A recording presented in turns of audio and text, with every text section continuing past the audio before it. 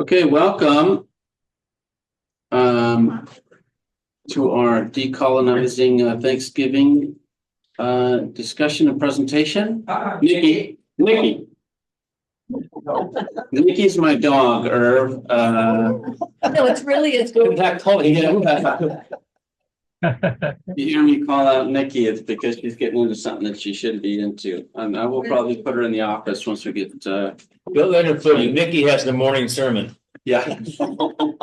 She definitely preaches a better sermon. She has more without words than I do. Why don't we open with prayer? God of grace, God of all nations, God of all peoples, with many faces and many names. We are thankful for your spirit here with us. We welcome Irv.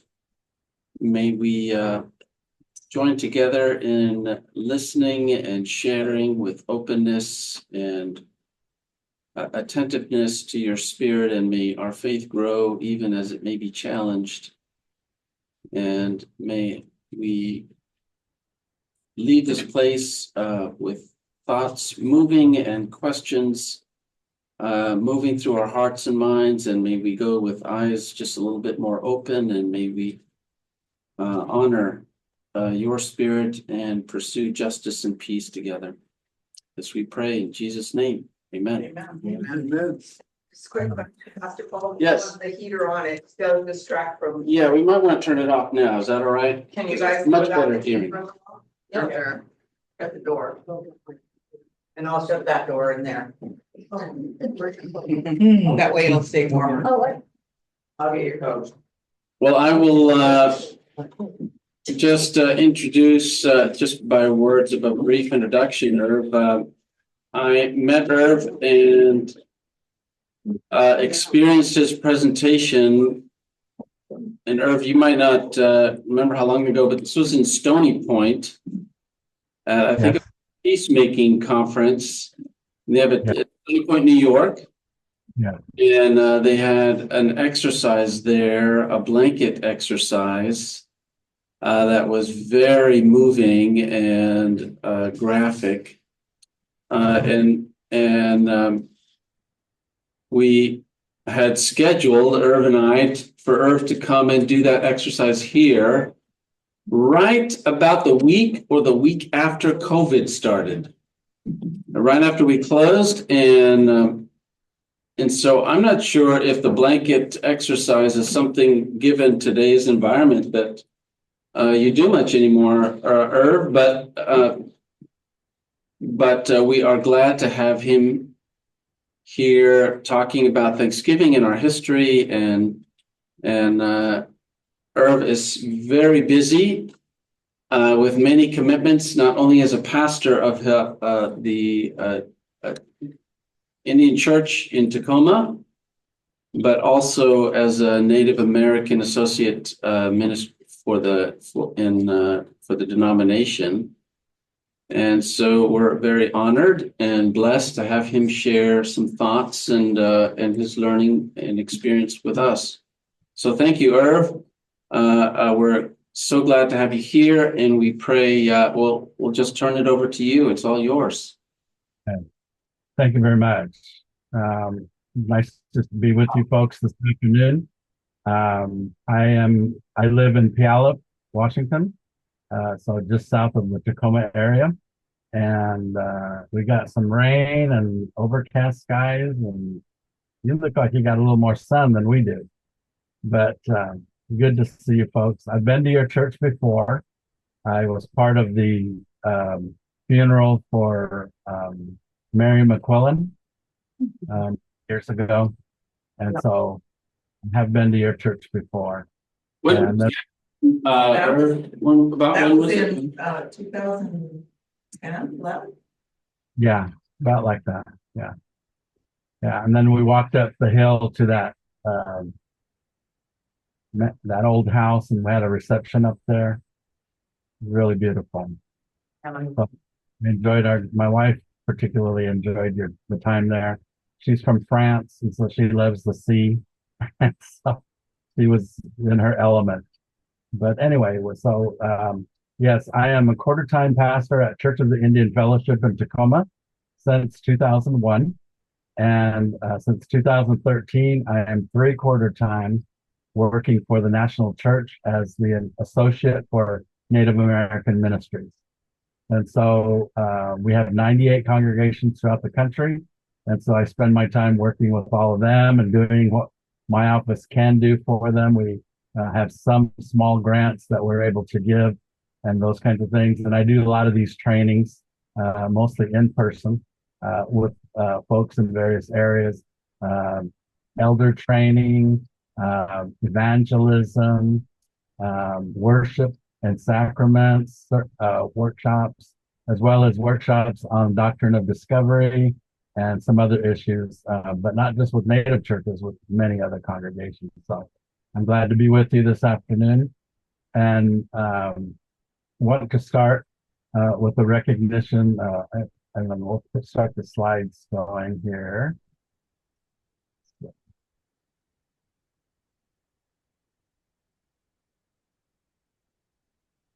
Am I sharing? Do you see that? No, That's it. Let me try it again.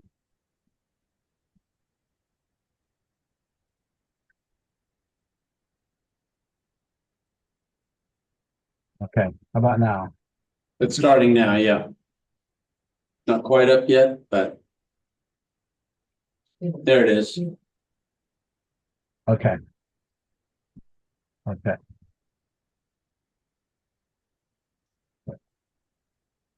I hope it says I got low system resources, so we'll see how it goes. And I've turned everything off on the computer, so it's just this. So hopefully we won't have any issues. So we start off by a Native American land acknowledgement. We recognize this land that we now call the United States of America is indigenous lands of hundreds of sovereign tribal nations who have and continue to have communion with all creations of the earth.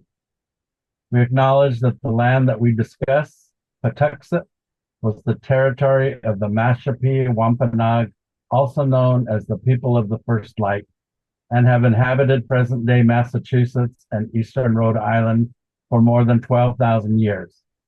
After many years of trying, they were finally acknowledged as a federally recognized tribe in 2007.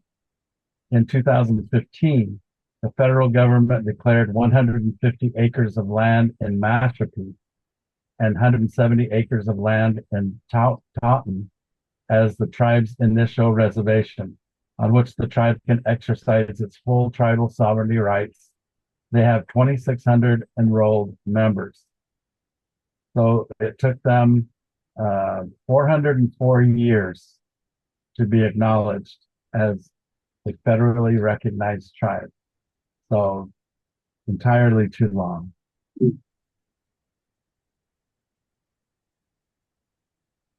Paula Peters was the second grade in Philadelphia, Pennsylvania in the mid 1960s. And she was listening to a teacher talk about Plymouth Colony and the Mayflower when another student asked the teacher, what happened to the Indians who helped those pilgrims? The Wampanoag. The teacher said, they're all dead. Paula said, when she mentioned we're all dead, that was devastating. I raised my hand and I said, no, that's not true. I'm a Wampanoag and I'm still here. Paula continued, I didn't know enough then as a second grader that I could challenge her, but I think that I've challenged that second grade teacher ever since.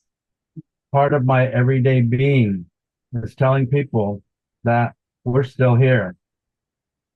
As I mentioned before, after a grueling process lasting more than 3 decades and 328 years after the Mayflower invaded, the Mashpee Wampanoag were acknowledged as a federally recognized tribe in 2007.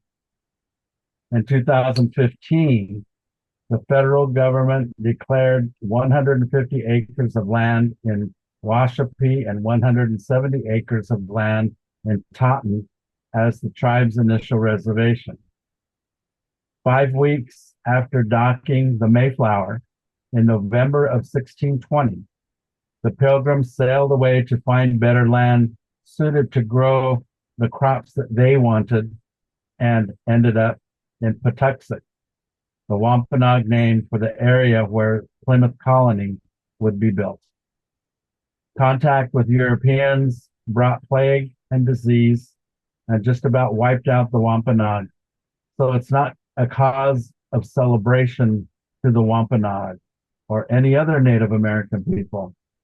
For many Wampanoag, Thanksgiving has always been considered a day of mourning because of that epidemic and the centuries of American Indian removal policies, murder, harassment, rape, and disregard for their cultural ways that followed.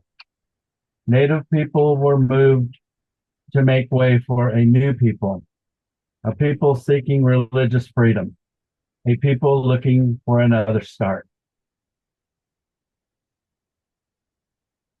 These are my grandparents on the upper left, Helen and Richard Moffett, on their 45th wedding anniversary trip to Hawaii in 1978. And by the way of full disclosure, I am descended from one of those Mayflower ancestors. My grandmother, Helen Sanford Moffett, was not Native American. She is of Norwegian English descent. Through the English descent, John Alden is my 8th great grandfather. You may be wondering how that heritage processes in a Native American to know that his ancestry is responsible for one of the first successful invasions of this land. But it wasn't the first time in my family genealogy either. In 1877, the original Nez Perce Reservation in Idaho was opened for white settlement. The lower center picture of this slide shows my second great grandfather, John Herman Sanford, his family, whose ancestors reached back to those pilgrims. He was they were among the first white settlers to purchase Nez Perce lands to farm upon in what is now Nez Perce, Idaho, pictured on the lower right. The money didn't go to the Nez Perce, it went directly to the federal government. Native people are rarely identified by tribe in the original narrative of the Pilgrim history. The word Indian is what they usually are called, a name given by a lost explorer in 1492 who thought he had reached India. The Wampanoag maintain that the first Thanksgiving myth sugarcoats the cruelty of colonialism for indigenous people. Tradition says the Pilgrims stepped off the Mayflower into, quote, a new world, unquote, or wilderness, when in fact, human civilization has ever been as rich and ancient as it was in Europe, even longer. Humans settled in the Americas much earlier than previously thought, according to new evidence. Indigenous people have been living in the Western Hemisphere for over 33,000 years, twice the widely accepted age for the earliest settlements of the Americas. History did not begin with the Mayflower. They weren't frozen in some kind of Stone Age existence until Europeans arrived. They already had a dynamic past, countless generations old, that shaped who they were and what they did, including how they responded to the English. In other words, they already inhabited an old world. If anyone did any discovering, It was the indigenous people of the Americas over 33,000 years ago. But they didn't kill, spread disease, or enslave the inhabitants of the land because there were not any. The only thing new to the native people were the invaders from the east, European people. America was described by the pilgrims and those who tried to exploit the land before them as being full of villages, roads, cornfields, historical monuments, cemeteries, and forests cleared of underbrush. All by indigenous design. Their recent history mattered too. The Thanksgiving myth says that this was a first contact episode. It wasn't. It was just one of many bloody contacts between the Wampanoag and Europeans since 1524, in particular from 1602 onward. The Thanksgiving myth always depicts the indigenous peoples of the Americas as fearful and scared by the invaders, but in fact, they were the stronger of the two parties. The Thanksgiving myth played a minor role in this relationship, far more influential in shaping the alliance between Wampanoag and English, were the series of less agreeable chapters filled with violence and power politics. In his book, This Land Was Their Land, author Professor David J. Silverman, George Washington University, notes that describing the Thanksgiving myth as a white lie requires tracing Wampanoag struggles with colonialism through the centuries up to the present day, which his scholarship has done very well. To the Wampanoag, this alliance between indigenous and English was little more than a colonist's failure to keep the 1621 alliance when the Pilgrims settled at Plymouth. But 55 years later, the Wampanoag later described that relationship as the Wampanoag being a great man and the English being a little child. They could have wiped out the English, but they held back their native enemies, fed the starving colonists, and gave them land. The Wampanoag needed allies. A plague in 1616 and another in 1619 nearly wiped out their tribe and left their enemies, the Narragansett, stronger. Historians throughout the ages have left out certain information that didn't fit into their narrative of the brave English pilgrims seeking freedom of religion. Plymouth would have become another lost colony without the Wampanoag. How did they show their gratitude now that they had become the great man and the Wampanoag the child? Over half of the Wampanoag became Christians and renounced Wampanoag leadership. They had learned to read and write in their own language from the mission schools. The deceitful taking of lands became worse and worse. Soon the English had more land than the Wampanoag. It was a shakedown by the Pilgrims, who had short memories and thin loyalties to their indigenous allies. For the New England settlers in the 1600s, war began quickly. The English made it worse by treating the thousands of Christian Indians who had pledged loyalty to the colonists at the start of this war as wolves in sheep's clothing. The Christian Indians were imprisoned on an island concentration camp where they suffered malnutrition and exposure. Some of the captured Indians were sold into the horrors of slavery in the Caribbean, West Indies, Gibraltar, and North Africa. Some had surrendered on English promises of mercy only to discover that the terms were harsher than colonial officials had pledged. This was also how treaties with native tribes were carried out by we the people of the United States of America. Worse still, some surrendering natives learned too late that colonial authorities would not spare any Indians who they suspected of having taken English lives. The same was never considered for whites who murdered native people, sometimes to take their lands, their homes, and their livestock. Massachusetts, the town of Plymouth, and Rhode Island held public executions throughout the summer of 1876, including 50 hangings on Boston Common alone. There is no memorial, by the way, to these events. White Bostonians executed more than these Native Americans for being complicit in what is now called Philip's War, the Great Narragansett War, or Metacom's Rebellion.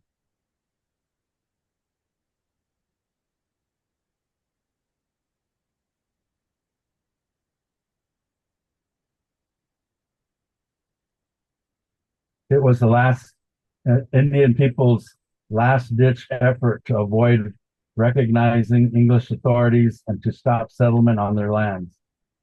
The war is named after Wampanoag chief Metacom, later known as Philip or King Philip, who led the 14-month rebellion.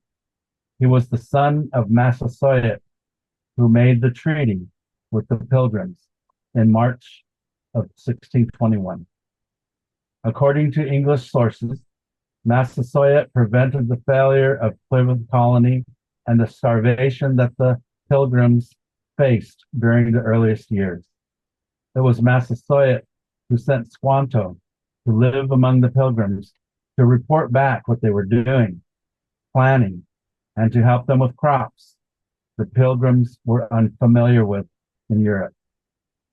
The hangings and the shootings in Boston took place at the open area in the heart of the town, now known as Boston Common, or at the near the large oak commonly used for public execution. The executions were retribution for 2-year conflict between followers of the Wampanoag Sachem, King Philip, Metacom, and colonists in New England and their Native American allies. The executions were the result of one of the most brutal conflicts in the history of the American colonies and later the United States. Filled with vengeance, the head of a Wampanoag chief, Metacom, was sent to Plymouth. There, on the very site where the chief's father had allied and feasted with the Pilgrims, authorities mounted their grisly trophy outside the town gate on a pike, and they left it there to rot for 20 years. It's likely that one of the last things Metacom's wife and children saw before the good people of Plymouth shipped them from there and many other Wampanoag into slavery was the head of her own husband. Later that week, Plymouth held a day of Thanksgiving, 55 years after the treaty negotiated by Massasoit, father of Metacom, in praise of God for saving the colony from their enemies. It is this celebration that many Native Americans fixate upon as a thanksgiving for the slaughter of indigenous peoples of that area, those who were considered the enemies of the white settlers. The past goodwill mattered little. This has been the story and is still the same outcome, though not as gruesome today. But the slander, racism, and ill will has been passed from one generation of Americans to the most recent. Native Americans are not trying to change history of this country. Native Americans are trying to decolonize the history of this country to reflect truth, the alliances, and the goodwill of the indigenous people more accurately toward those in need, those who were starving, and dying at alarming rates in the tiny village of Plymouth. How soon they forgot that truth.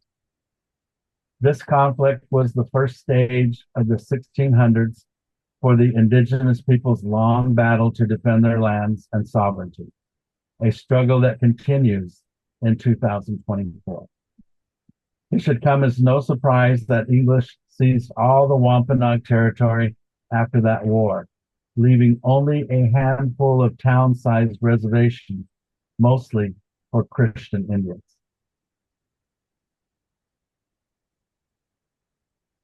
The Wampanoag did not lose their land.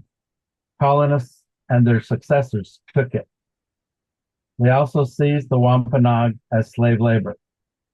In the 1860s and the early 1870s, Massachusetts addressed the stubborn refusal of the Wampanoag to disappear by dissolving their reservations.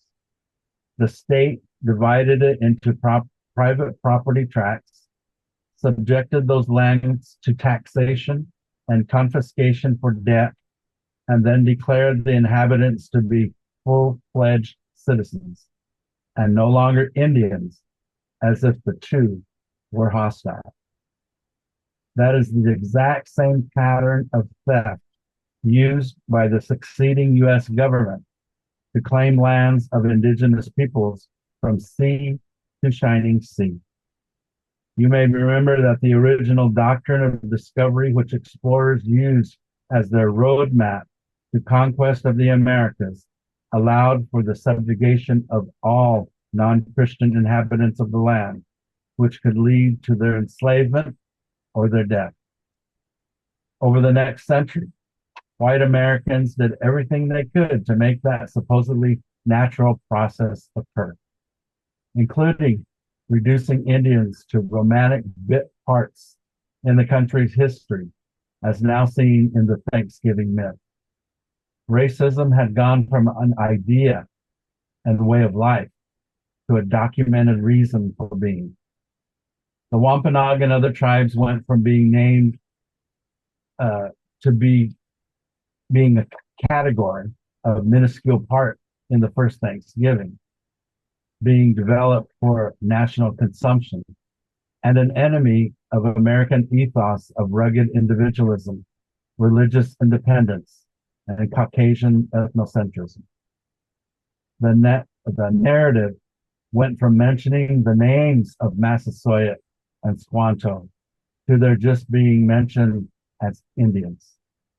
From saving the dying pilgrim community with food, healing remedies, then food crop workshops, to being unwanted guests at a celebration with the claim that the Indians invited themselves to that meal. Popular historic memory is an odd phenomenon. By definition, it is the intersection between past and present. In the best case, it's informed, at least somewhat, by historical evidence. But it's always influenced by the contemporary situations as well. This means that one of the best ways to track the changing values of a culture is to examine how popular memory of a particular historical event differs over time. The memory of the Pilgrims and the first Thanksgiving is a case in point. The pictures on the right of this slide show the popular thought of the first Thanksgiving, first as a benevolent act of pilgrims, inviting the Indians to their meal, giving thanks for the first harvest in the new land. Yet notice that in this picture, at least, the Indians are seated at the table by themselves. In some pictures of this event, the Indians are sitting on the ground. Then the value over time changed from the Indians as guests to invasive marauders whose only purpose was to kill the white man. In this picture, they are not only killing the musket-bearing white men, fighting them, but innocent children as well. The idea being that the Indian was merciless toward the kind white people who only wanted freedom of religion. Throughout the colonial era, Thanksgiving had no association with pilgrims and Indians. The link appears to date to 1841, when Reverend Alexander Young published an account of a 1621 harvest feast hosted by Plymouth Colony and attended by neighboring Wampanoag. The history of popular memory of the first Thanksgiving falls neatly into two broad periods, separated by a crucial event in the year 1841. The first of the two is the simplest to characterize. For 220 years after the Pilgrims, 1621 harvest celebration, almost no one remembered the event that later generations would recall as a defining episode in the founding of America. To our knowledge, there's only one contemporary record made of this event. Sometime shortly after the celebration, a pilgrim named Edward Winslow wrote a letter back to an acquaintance in England in which he sketched how the passengers of the Mayflower had fared since they arrived in Plymouth. In the course of that letter, which was published as part of a pamphlet in 1622, Winslow included 115-word description of the event we now know and remember as the first Thanksgiving.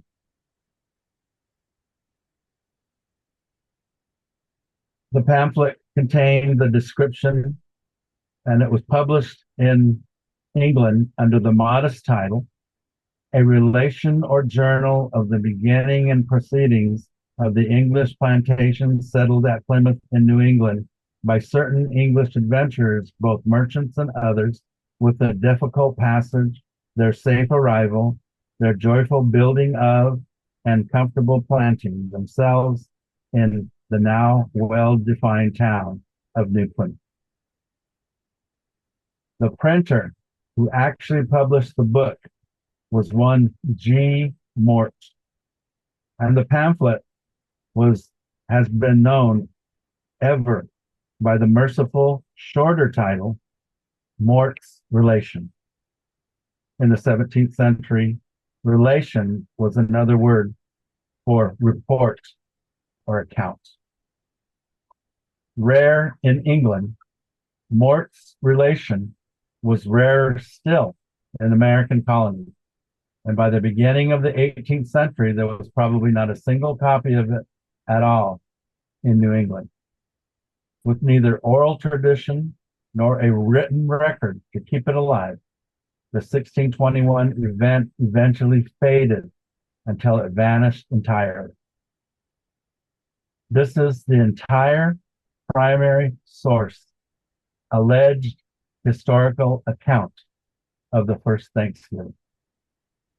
A small footnote at the bottom of a page of text, which reads, "This was the first Thanksgiving, the harvest festival of New England."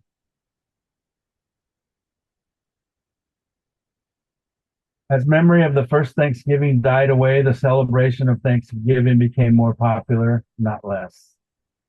Over the next 50 years, by 1891, various authors, artists, lecturers, and politicians spread this idea until Americans took it for granted. Tell something enough times and people begin to think that it's true. New Englanders were the first to claim the Pilgrims as national founders and their dinner with Indians as a model for Thanksgiving. The original Pilgrims had been very skeptical of regular holy days. Remember that our word holiday is just an allusion to those two words, holy and day. The Pilgrims associated regular holidays with the perceived abuses of Catholicism, and in general, the only true holiday that they celebrated regularly was the Lord's Day, every Sunday. We now call it communion, Lord's Supper. Their descendants, however, gradually forgot and rejected their ancestors' hostility to the regular scheduled holidays. While the custom of springtime fasts never caught on outside of Plymouth, the celebration of regular autumn Thanksgiving spread across New England during the 18th century, expanded into the Midwest after the War of 1812, and began to catch on in the Upper South by the 1840s. Thanksgiving was becoming a beloved American holiday, not just one linked to the Pilgrims. Today, it seems, the only emphasis on Pilgrims is an adult costume party and in our public schools. We all remember the drill. Every November, the bulletin boards were covered with black and white clad pilgrims with buckles on their shoes, corn harvest stalks stacked into neat bundles in the fields, Indian corn, of course, turkeys, both live and otherwise, and Indians. But for the rest of the nation to go along, they had to first conquer the tribes of the Great Plains and Far West. Only then could white America stop vilifying them as bloodthirsty and give them an unthreatening role in the national founding myth. The irony being, the Wampanoag and other Eastern tribes met the Pilgrims with restraint, friendship, and even brotherhood, helped them to survive a winter which was seeing their numbers drop through death, helped them cultivate North American crops they had never seen, pumpkins, squash, corn, and vegetables of all kinds. It took the constant theft of their lands to settle, to elimination of wildlife by clearing of forests for farms, fish populations decimated through water diversion for farming, and finally warfare, a war which history remembers as King Philip's War, no matter that it was not started by the indigenous people in the first place. Have you ever noticed that throughout American history, when indigenous people won a battle, it was called a massacre? But when white settlers won, it's called a battle. The word war is only added to these battles or massacres when the native people lost. The Nez Perce War of 1877, King Philip's War, Pontiac's War, the Pequot War, and the title given to the collective fighting with Native Americans called the Indian Wars. The Pilgrim story took hold because it had use in the nation's cultural war. It was no coincidence that the Pilgrims emerged as national founders among the popular concern that the white United States was being overrun by Catholics, Jews, and then Orthodox Christian immigrants who were supposedly ungrateful of the country's democratic Protestant origin and value. Teaching the Pilgrims as the representation of colonial America served to minimize the country's racist oppression, past and present. The story would go over better if the Pilgrims' religious and democratic principles, instead of the Indian wars and slavery, were lifted up. Though Americans eventually assumed that the Thanksgiving holiday had been associated with Pilgrims and Indians since 1621, that tradition was the product of white Protestantism in the 19th century. Northeastern America was declared their cultural authority over European immigrants, Americans of color, and other religions of the United States. This narrative became tradition by the early 20th century and remains so because of children's annual pageants to reenact this myth. The point was to have a diverse group of school children learn about who we as Americans are, or at least who we're supposed to be. Even students with ethnic backgrounds would be taught with the principles of democracy, liberty, and Christianity, but learning to identify with English colonists as fellow whites. Designed to get everyone to identify with the English as fellow white people, leaving Indians outside the category of my fathers, also carried important lessons. It was another reminder of who ran the government, who ran the country, and whose values mattered. Authentic Indians were supposed to be primitive relics frozen in a Stone Age time, not modern people. So what were they doing in school? Speaking English, wearing contemporary clothing, and returning home to adults who have jobs and drive cars. Today, teachers are less likely to have advanced degrees in historical subject matter. Their coursework is about academic methods, not content, and so are more likely to fall back on memories of what they themselves learned in school, recreating the good times they enjoyed as children, learning about the first Thanksgiving. One third grade teacher in Des Moines, Iowa, recently shared that some of her colleagues have been reluctant to update Thanksgiving lessons because they have such fond memories of the Thanksgiving activities that they did in school.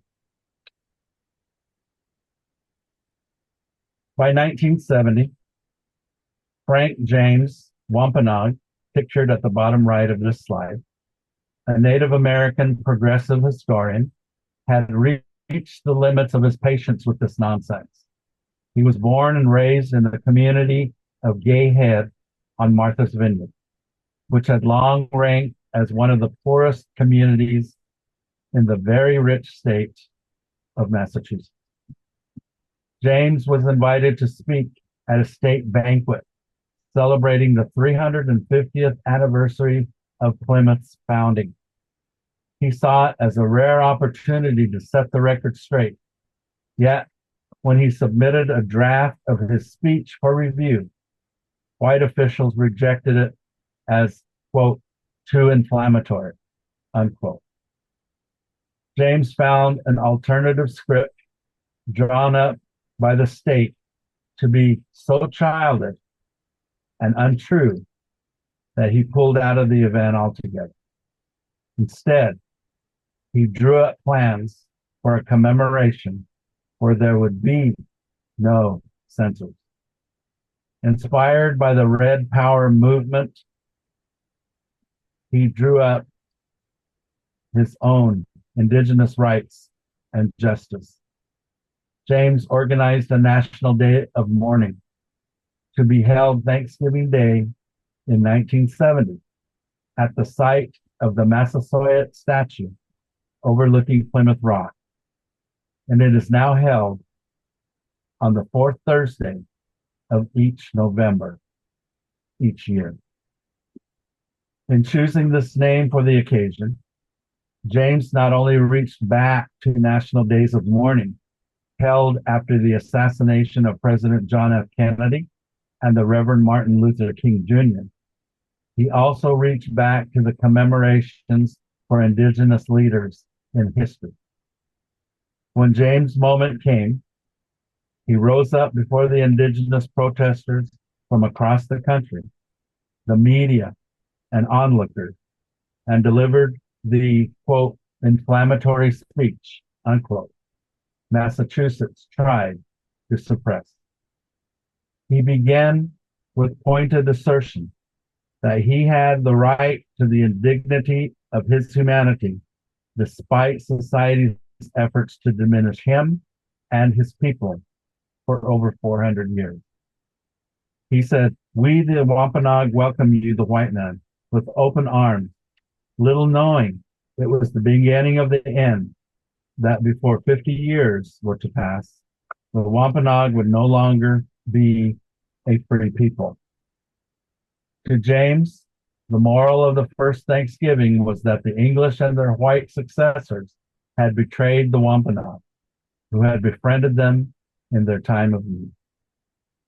This is the message that has echoed through the land and later national days of mourning, which United Native Americans of New England have continued to hold each Thanksgiving and will hold on Thursday, the fourth Thursday of each month, of each year, excuse me.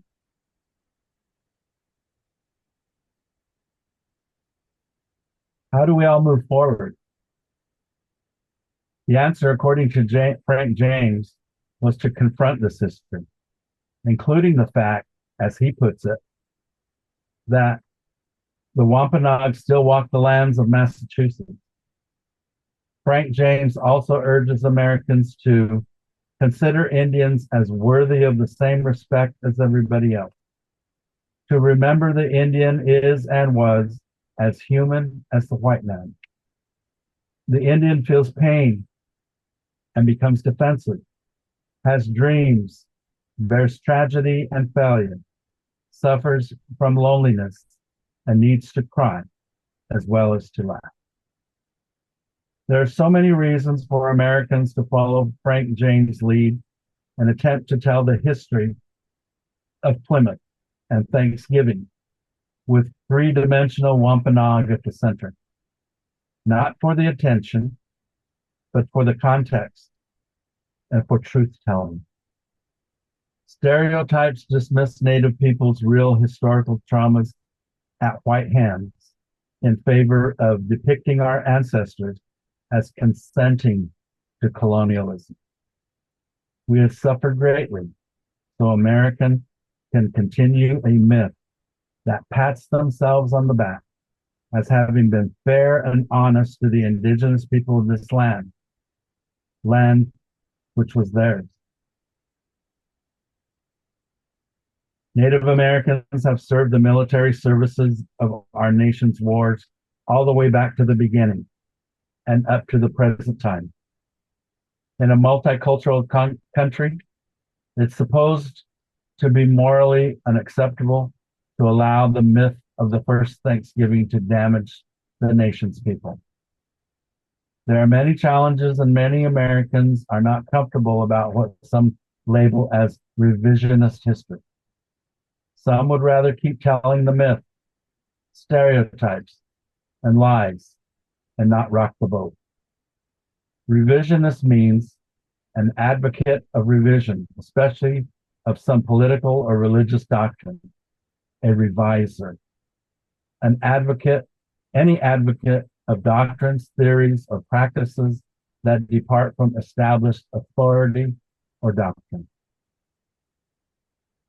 This truth-telling, these ancient ideas, these suggestions from Native American people are threats to American society because they dismantle the colonial absolutes that have taught to succeeding societies, generations, and even to the present since 1620. That is why this truth-telling is a threat. We've just heard, however, that the story many of us learned in school about the first Thanksgiving is inaccurate at best, racist and paternalistic in many ways, with a focus on the manifest destiny idea of God's mandate for Europeans to conquer the new world in the name of Jesus Christ and the country. This is a handout that I have given to you. This is Randy Woodley, a friend of mine, Kituwa Cherokee, legal descendant, teacher, poet, activist, former pastor, missiologist, and historian, has this advice for Americans confronting the first Thanksgiving myth. Decolonization is as much a process as a goal.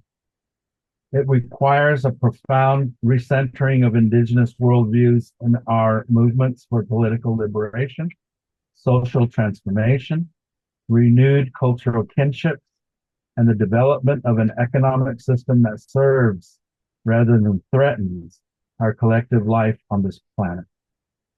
As stated by Toronto-based activist Saeed Hussain, decolonization is a dramatic reimagining of relationships with land, people, and the state. Much of this requires study. It requires conversation. It is a practice. It is an unlearning.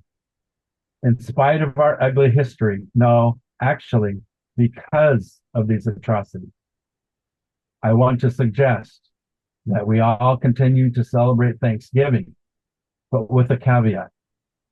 Settler folks must be educated to realize that Thanksgiving in America didn't begin with the Pilgrims. For thousands of years, many feasts of Thanksgiving have been characterized of all our Indian tribes. This phenomenon continues today. He continues, settler immigrants should reorient their thinking to view that first Thanksgiving as the first opportunity for them to join millennials' old traditions among America's indigenous people, to thank God, who was already present before they arrived, and be thankful for the land upon which they were living. Many people ask if Native Americans celebrate Thanksgiving Day. And as with many questions about Native American people, there are many different viewpoints on that subject. This is my family. For some like myself, Thanksgiving Day focuses on family, friends, food, fellowship, and football. Dallas Cowboys football. Yeah. Not doing so great this year, I understand. For Christian Native people, it's a day for all those things and a time to pause with some gratitude for the blessings of God bestowed upon us and to pray that God's blessing continues into the new year ahead. But being thankful to God is not just a one day out of the year either. It is a way of life for Native people, regardless of their religious views. Native people are raised with the knowledge that the Creator takes care of us and provides for us as well. When we gather as Native people on Thanksgiving Day, whether with our relatives or with our own families in our own homes, we are thinking about family, food, and being thankful to God who provided it all. Yet there are many Americans, Native Americans, for whom Thanksgiving Day is a terrible reminder of what the arrival of pilgrims and other European colonists led to. For me, a Native American minister of the Presbyterian Church USA, the hope of my faith in Jesus Christ and the blessings given to family, friends, and to our country is my focus, not just on the fourth Thursday of each November, but also for the other 364 days of each year. My father raised 8 of us as a single parent after my parents' divorce. He moved us from Brigham City, Utah to Phoenix, Arizona, just north of the reservation where he grew up. He did not want us to grow up on the reservation, and so he worked at the Phoenix Indian School because his background as a minister, he worked in the dormitory system to help the boys that were there at the school. He did that until he retired, working extra hours to afford the house, the roof over our heads, the food on the tables, the clothing on our backs. And many times during those years, we did not know this until we were adults. he could not have a meal with us because there was not enough food. God has been good to us.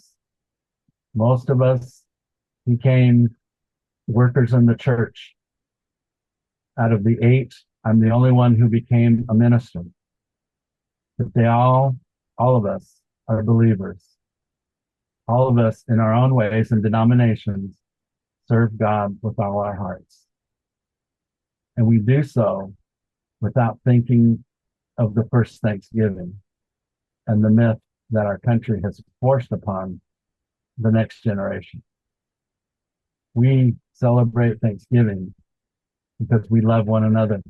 We love God, and we are happy to be in his presence. From Psalm chapter 9, verse 1. I will give thanks to you, Lord, with all my heart. I will tell of all your wonderful deeds. This is the word of the Lord. Thanks be to God. Amen.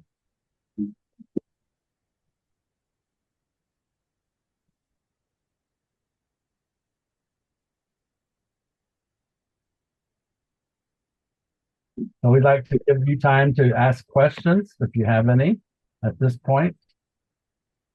Comments about what you've seen.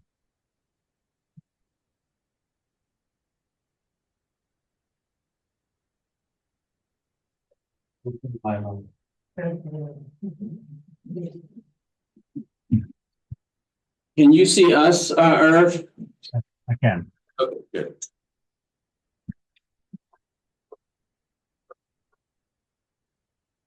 You should have 3 handouts that I sent to you. Well, or you can get them. The one I read part of, Decolonizing Thanksgiving, is a good document. It's kind of a my friend that put this together. He did this for a workshop that was put together by the Mennonite Church, a series, if you will, 7 lessons on decolonizing American history, basically. And so this was a portion of what he wrote. So there's more to that, and I put the reference to that on that document. The other document is another one is A True History of Thanksgiving Begins with the Indigenous People. And it pictures some modern 21st century Wampanoag people at the top, and it talks about their story and many of the things that I've already shared with you. And the largest document is called Rethinking Thanksgiving Toolkit. It's things that you might think of doing as a group, as a family, or whatever. Some ideas and places and resources where you can get some of those ideas. And this was also put together by the Mennonite Mission Committee, if you will. And so you can find this on the internet as well. Very well done. The Mennonite Church is way ahead of most, as well as the Quakers. They call them Friends. They've done a lot of work about Native American, these kinds of things, of righting these wrongs and that kind of thing. The doctrine of discovery. And I hope to do a workshop with you later about the doctrine of discovery, what that is and what it means to modern Native people. And also, and to answer your point, Paul, I am doing the blanket exercises in person now. Oh, great. In our rear view mirror, at least at this point. But yes, I'd love to do that with the folks, and it would take us about 2 hours to complete the whole process. But it's a very good learning tool, and it helps people to understand what Native American people are struggling with and coming into our own, as it were.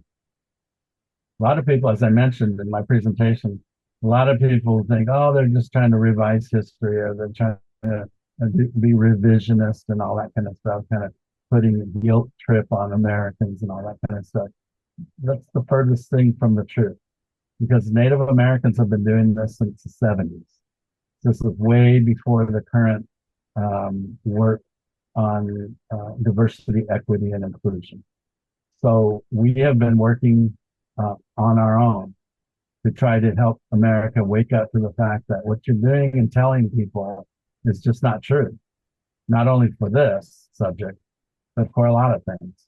And we're not so unrealistic to think that we'll get the whole land down.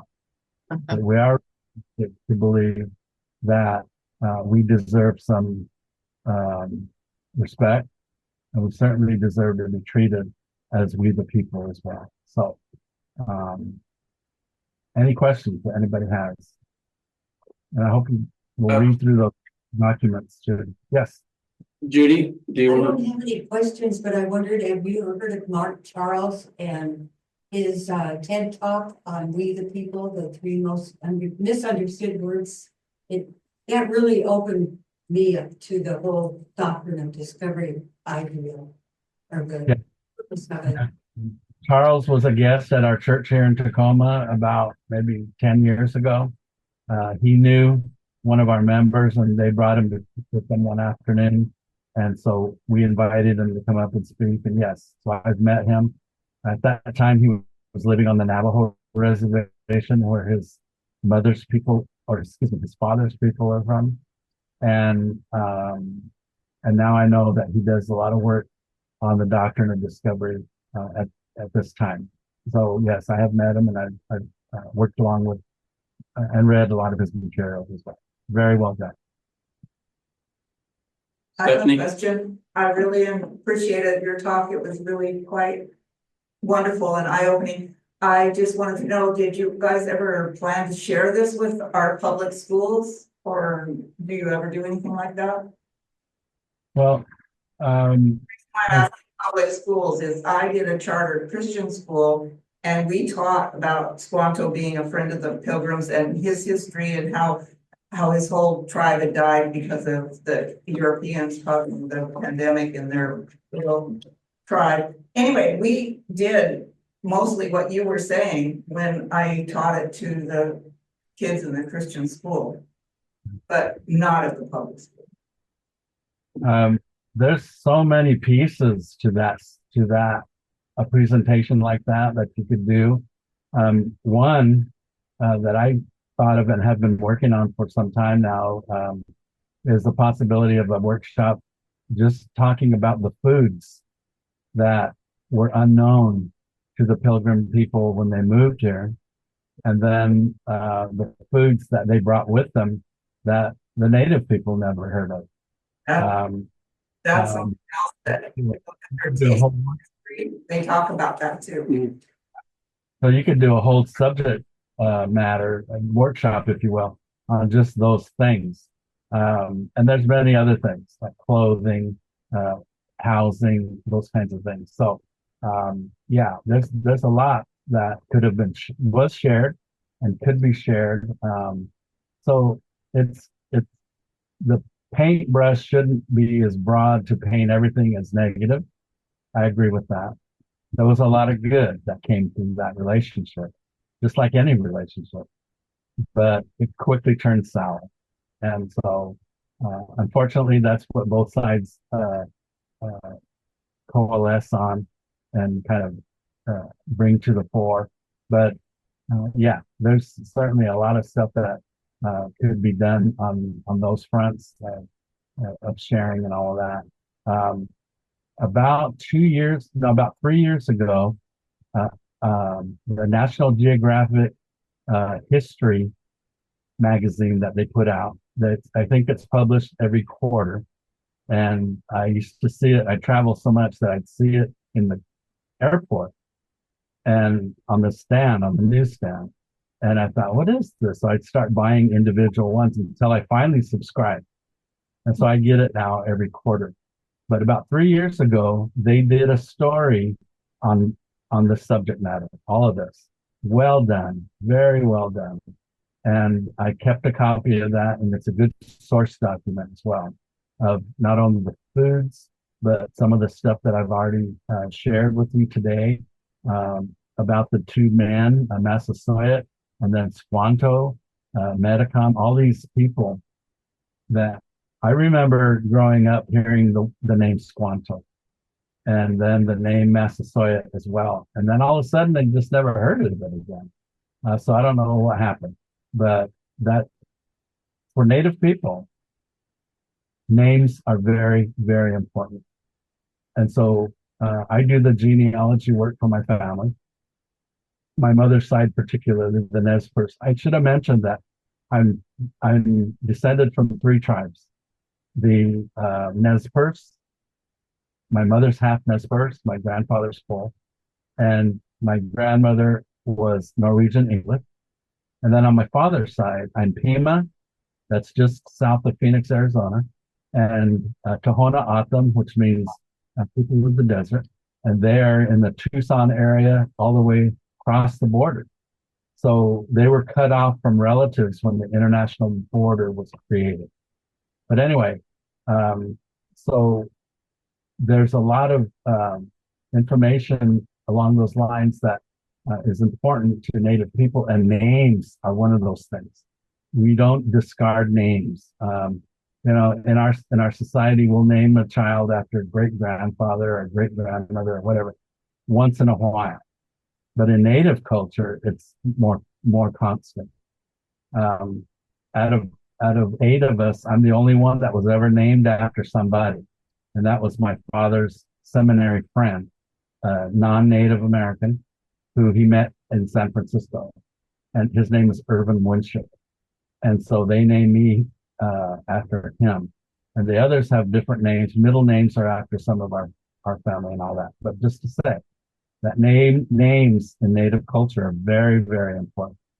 And for those names of those original Native people who met the Pilgrims to be basically discarded, and for them to just be called Indians and referred to as Indian, is just unheard of on Native American. So to bring those names back is to make them live again. That's how we think of it. Anybody else? Question? And then Richard, I was moved by your reflection on being a Christian in the face of this history that we have, and your family's remaining Christian and celebration of faith and the like. And I often have wondered how you do it, given our history and the role of that Christendom, I don't know, however you want to term it, has had on indigenous peoples and marginalized peoples. But we have had a land acknowledgement now for a couple of years, and it's a process that we are growing into. And when we made it, we did not want it to be kind of a performative statement that says, here, look, we want to grow into it and make it meaningful. And so I wonder if you have any, I don't know, wisdom or advice or guidance on how directions we could take in living out sincerely and honestly an acknowledgement of our history, given what it is. And we're also in a time of real transformation when we're exploring different ways to use our facility in a way that helps us be sustainable as a congregation. And so we want to include things that are important to us and do God's work in different ways. And I wonder how we could grow into our awareness of this and kind of in a reconciling or at least restorative way. There is a document. It's about a 20-page booklet that was put out by by a Native American group, not Christian. They put it together, and it's about land acknowledgements, where, how, and when. And well done. All the contributors to the document are Native American scholars, and it is probably about maybe 10 years old now. So it's still in pretty good shape. So it's not something 40, 50 years ago. But I could send that to you. It's a well done document, and copies can be ordered. There's information in there for ordering that. Something a group from a church could put together and look at and all that.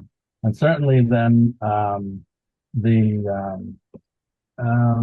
trying to remember the tribe that's near to you, other than way out at McCall. S'Klallam and Chimicum and are the two we name. We already have a land acknowledgement. And I don't know, but what I'm interested in is how we live it out. Yeah, and one of the reasons that I mentioned them is because they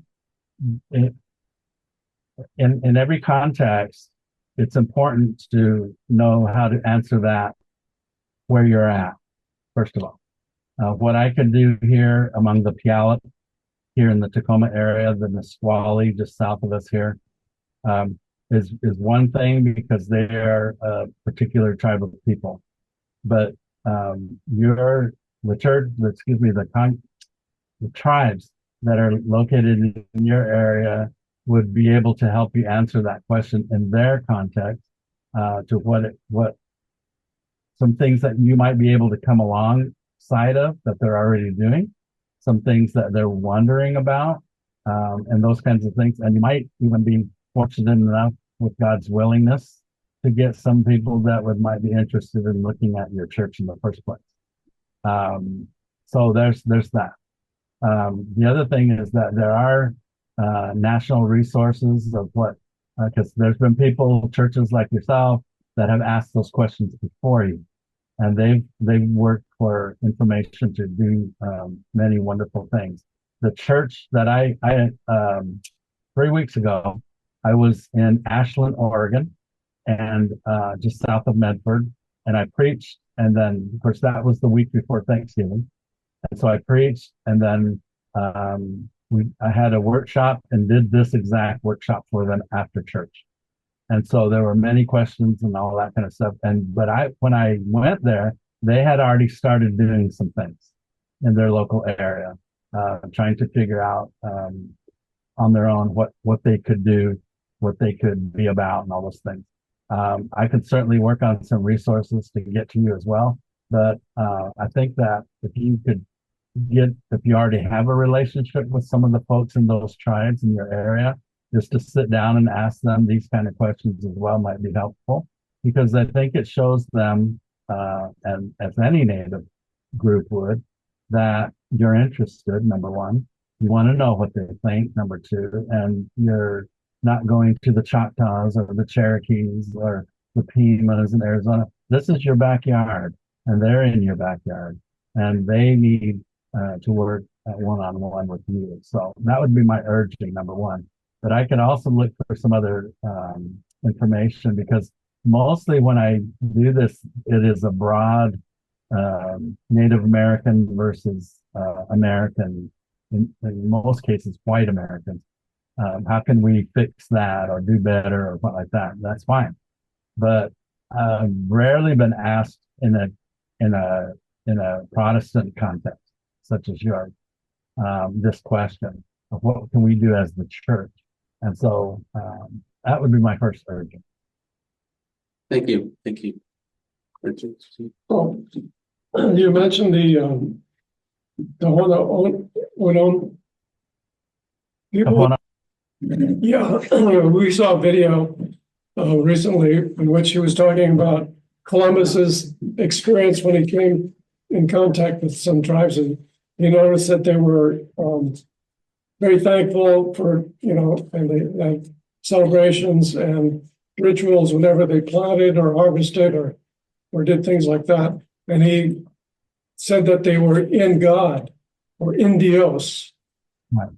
And he said that that's how they got the names Indian, rather than Columbus being lost and thinking he was an Indian, which may be a colonial plan. So.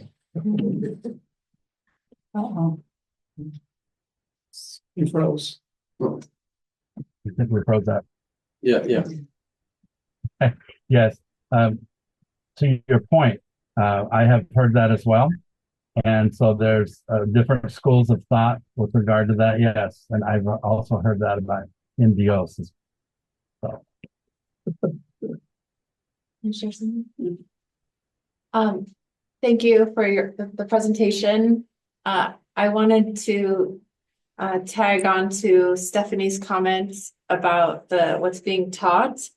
And I am sharing this with, I hope, some awareness that this is not the norm, and yeah, this is the exception. I am pleased that my son, who is in 6th grade at a public school here, it's a hybrid program, so he does homeschool and in person a couple days, that in his English language arts class, they were asked to learn about the plateau and coastal Native Americans, and the tribes, the Nev per se, Nev Pierce. Is that how you say it? Because there's an accent on the end. it's in French, it is Nez Perce, but Americans pronounce it Nez Perce. Okay.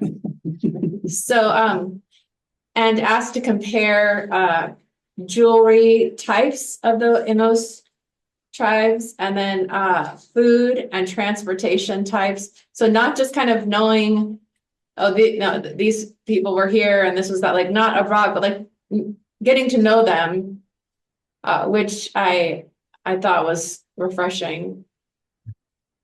I never heard of a program such as that. Either they were school taught or they were homeschooled, but never have I heard of the two being blended. That's great. That's awesome. Yeah, and those two groups couldn't be further from difference. We have a story. One of the things about this genealogy that I mentioned to you that I do for my family, my mother's side of the family mostly, is that I've done a lot of digging, and I started doing this like in 1999. So that was way before internet, ancestry.com and all that kind of thing. So I was still looking through books and looking up microfilm and stuff like that. But one of the things that is interesting is about we were able to find out that some of my ancestors on the Nez Perce side were some of the first Christians. And so the missionaries knew their families very well. And so when they would write back to the offices in Boston or Philadelphia or wherever, even to their own families, they would mention some of my ancestors. And so those documents are in archives now. So we know what an ancestor said or what an ancestor did for the missionaries and all that kind of stuff. That kind of goes to the other question that the gentleman asked me about. How do you do that, being Christian and Native? How do you reconcile that thing together? And that's probably one of the answers to that question, is that we've been as a family, we've been doing it for a long time.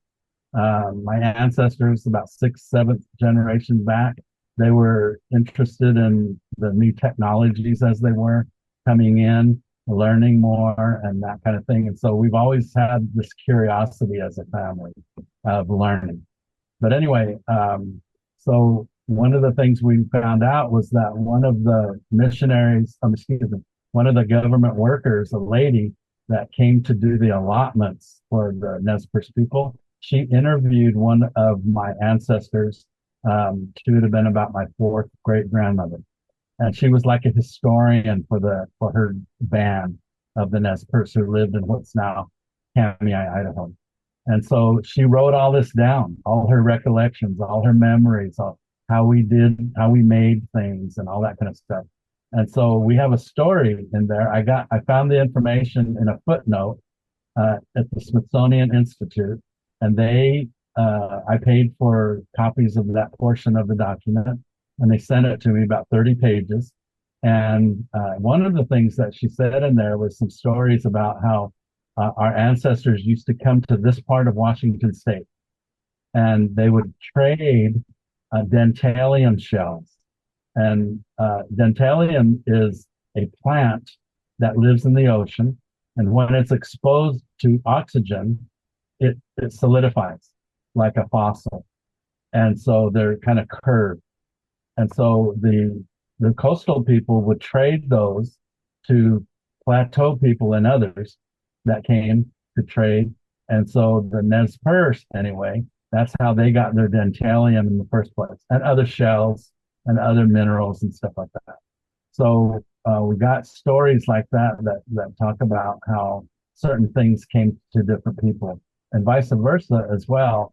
The plateau people were able to bring technologies, if you will, back in that time, and other ways of doing things. And moccasins, for one thing, the people here had moccasins as well, but theirs needed to be able to withstand going into the water, into the Puget Sound or rivers or whatever. And so the Nez first showed them the way that they made moccasins that were very sturdy, and they used moose hide instead of just deer.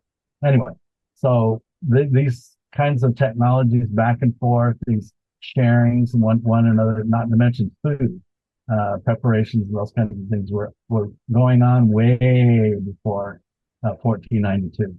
And so it is an interesting thing to think about and talk about. And we could sit here all day and talk about the differences between the cultures and everything like that. But it really goes to the point that an Indian is not an Indian is not an Indian.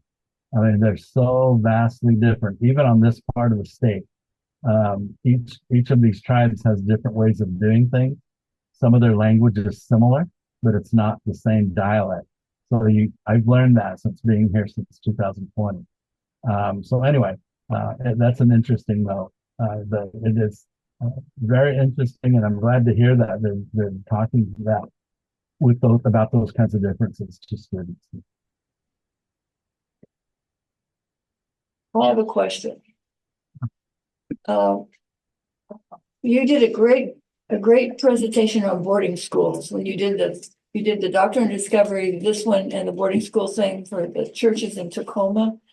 And since then, a woman who was a preacher in St. Petersburg made contact with the Presbyterian Historical Office, whatever that is. Historical Society. Yeah, and so she worked with them, and they gave. Thank you.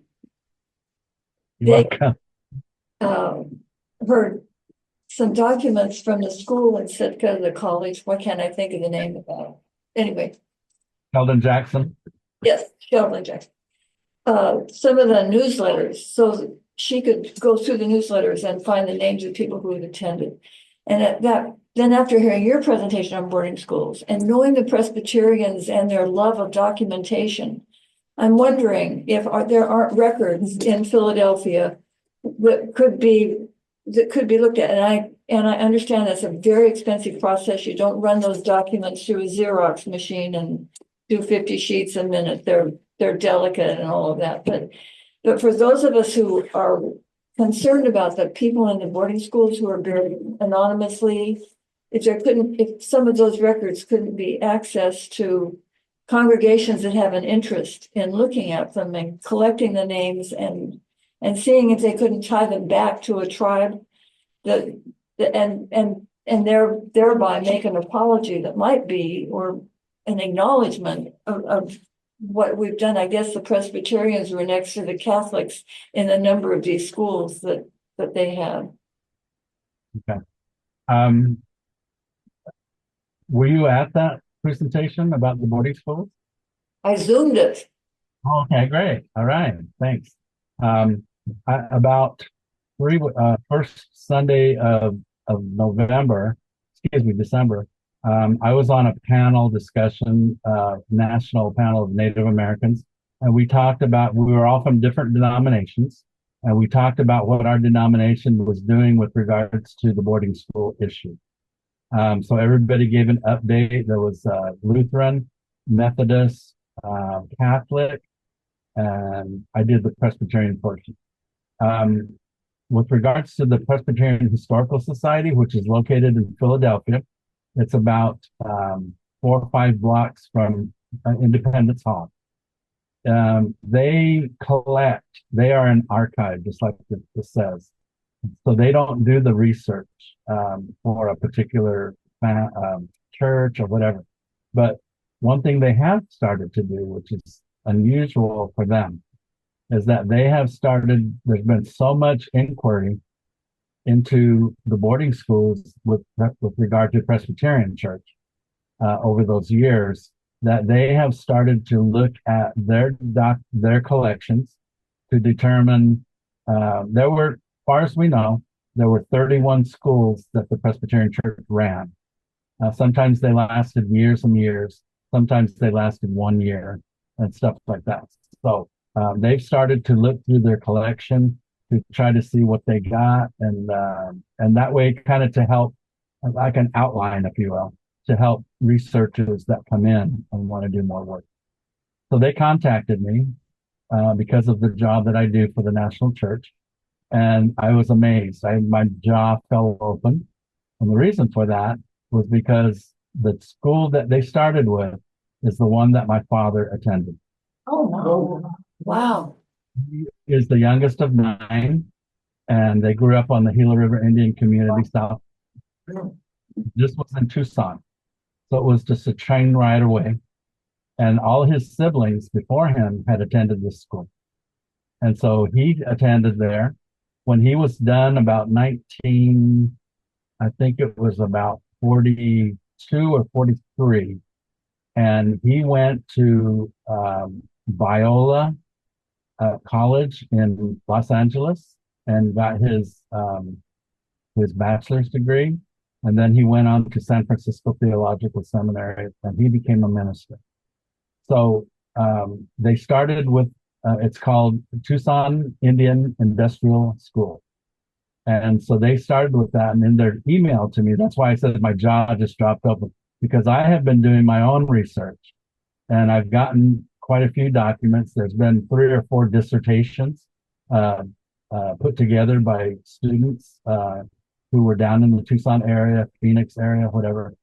And so those are a matter of record. And so they did a lot of research, and there's a lot of footnotes and a lot of resources listed on the document. So anyway, I've done some of that, but with their handiwork, with their vast collections that they can look through, they're coming up with so much that they asked. I told them, I wrote them back this gigantic email, and I told them about my father and all that. And they wrote back, and they sent me a copy of his signature on a document. And so they wanted to know if I wanted the whole file sent to me on microfilm. And so they copied it and put it on a link, and I've been able to download it and see you can see what grades he got and what classes he took, all these kinds of things. So it's just been incredible so far what they've done. But they also are putting together a history of that particular church, how it got put, school, how it got put together, and all those kinds of things. It's unusual because the horror stories that we hear about from those boarding schools did not happen as much at that school. The punishments, the corporal punishments, the forced labor, they work half day and go to school half day, all these kinds of things. It wasn't run that way. And so there was the prohibition against their language. They couldn't speak their own language and all that, but there were some things like that. So anyway, I'm waiting eagerly to get the rest of the documentation from them that has been put online that I can look at. But there's other things there as well. But all that to say that they are working on trying to identify each one of those 31 schools and put documentation where people can research them online and look for their own ancestors, like I have done on my own, and those kinds of things. So the Presbyterians ran schools in Alaska as well. Mount Edgecombe is the name of one of them. They had a hand at Sheldon Jackson. Used to be a boarding school, and then it became a college. And it was shut down about early, like 2007, 2006, something like that, because they just were in so much debt. They just couldn't keep it open. And so anyway, there's many stories about the schools that the Presbyterian Church has been involved in and run down through the years. And The one thing that's not widely known about those schools is that sometimes they were day schools, which meant that they weren't boarding the kids, but the kids went home every evening, but they were schools that were run on the reservations in the towns where the folks were living. So there's just a lot to know more about that, even more since I've prepared that particular workshop, especially what I just told you about the school in Tucson. So with all the federal recognition about the boarding schools and apology and all those kinds of things that have been happening in the last 6-7 years, it's been incredible how the records have finally seen the light of day. A lot of those records were just put aside and never looked at. And now they're being looked at with a close eye. And so hopefully we'll be learning a lot more. That's good news. That's great. Thank you. I have a question of personal interest. Would you have had any connection with Cook School in the Phoenix area? And particularly Cecil Corbett, who might have been a mentor of yours, perhaps, even as first. Cecil Corbett is my fourth cousin. Okay. In genealogy terms, that would be your first cousin 3 times removed. Okay. And I worked closely with Cecil for many years before I got this national position. And then it was with his wife's counsel that I took this position. And he was very helpful throughout that time. He died of COVID about 4 years ago, up in Spain. But anyway, yes. And so, yes, I have known of Cook School since I was a child living in Phoenix. The school was in Tempe. And I was on the board in 2008 when they decided to close the school to residents as a residency. Most of the students at that time were from the Marshall Islands. And so we were getting very few Native Americans because of the cost. And a lot of them just weren't willing to relocate to a city from a reservation. So there was many things. But the property was sold because it's right in the middle of Tempe, Arizona, about 2 miles from the Arizona State University. And so the property was sold for $6.5 million. They removed the buildings because they were a hazard. Children were playing in there and stuff. So they removed the buildings because they were a hazard. And then after that, eventually the sale was for $6.5 million. They are now a foundation, Cook Native American Ministries Foundation. And what they do now is they fund through that foundation various work with Native Americans. They don't have to be Christian. It's hooray if they're Presbyterian and hooray if they're Christian. But a lot of them are tribal programs that deal with helping children and people in need, in other words, and all of that kind of thing. And so, yes, so it's still a thriving foundation doing the work that the original missionary, Charles Cook, started in this area. Thank you. That's a whole lot more than I was expecting. My father was on faculty there for a while, and Mary McWillan was one of his students. And then he also served and tried to resurrect the Salt River Presbyterian Church off in Scottsdale Road out on the Pima Reservation. And he was at Fort McDowell and one other place. I can't remember where it was, but then my dad was also at Ganado. Wow, okay. So anyway, I have, kind of a personal interest in what you're speaking about. That's great. Thank you for sharing that. Well, I think we're about at time, so we want to honor your time commitment as well. Irvin, we are so thankful for your sharing today. Thank you so much. And Thank you. yeah, Thank you. Well, I enjoyed my time with you, and let's do it again. Thank you. Thank you. Bye-bye. Good weekend. You You too.